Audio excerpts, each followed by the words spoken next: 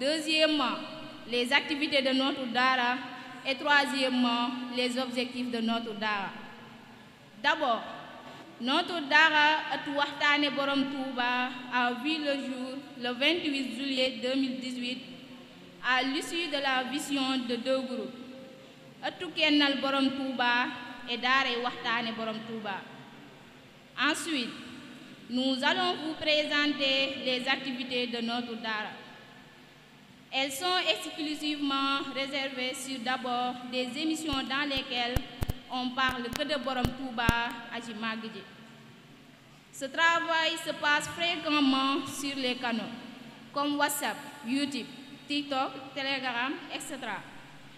avec différents sujets qui aident le croyant mouride à garder et à augmenter son admiration envers Borom Touba Aji Magal Ji.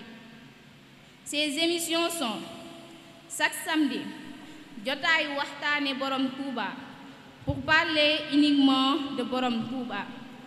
Chaque dimanche, Jotaayu Ëttu Soxna yi, réservé aux femmes de notre Dara.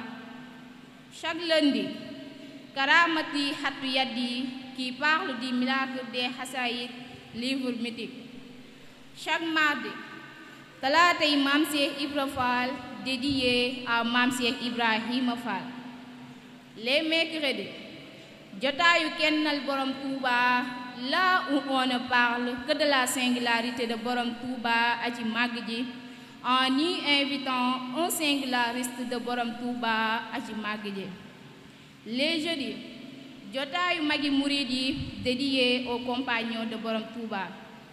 Chaque vendredi, Jotaayu Mouride, où on y invite un des croyants pour favoriser la connaissance entre nous.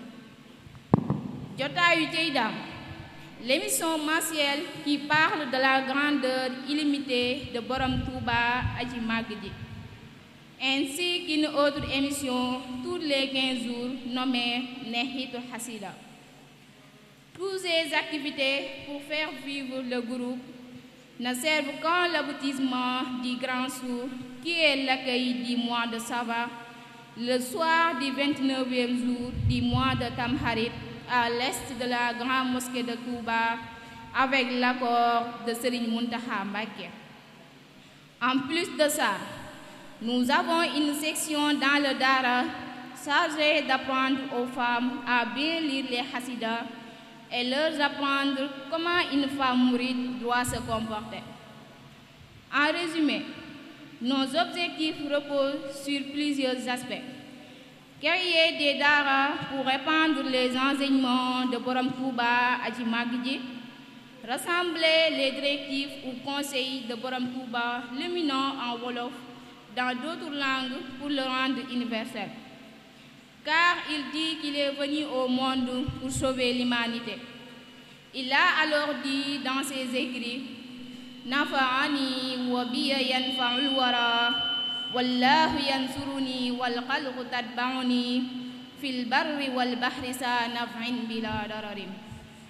Acquérir du matériel en immense et en son pour la diffusion de ces émissions et rencontres citées ci-dessous.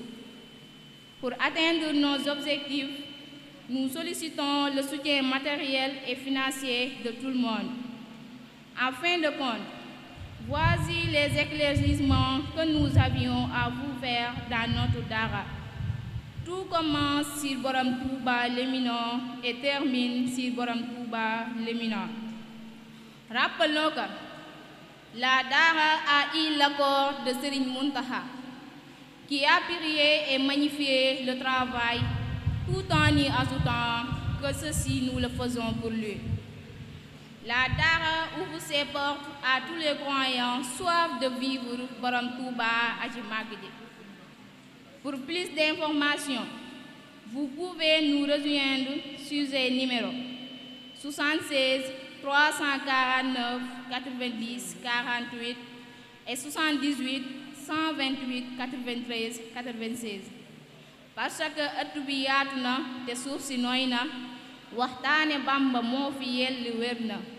waa ëttu waxtaane Borom Touba ngi nii di wax ci mbaaxam gi di waaj màggal gi.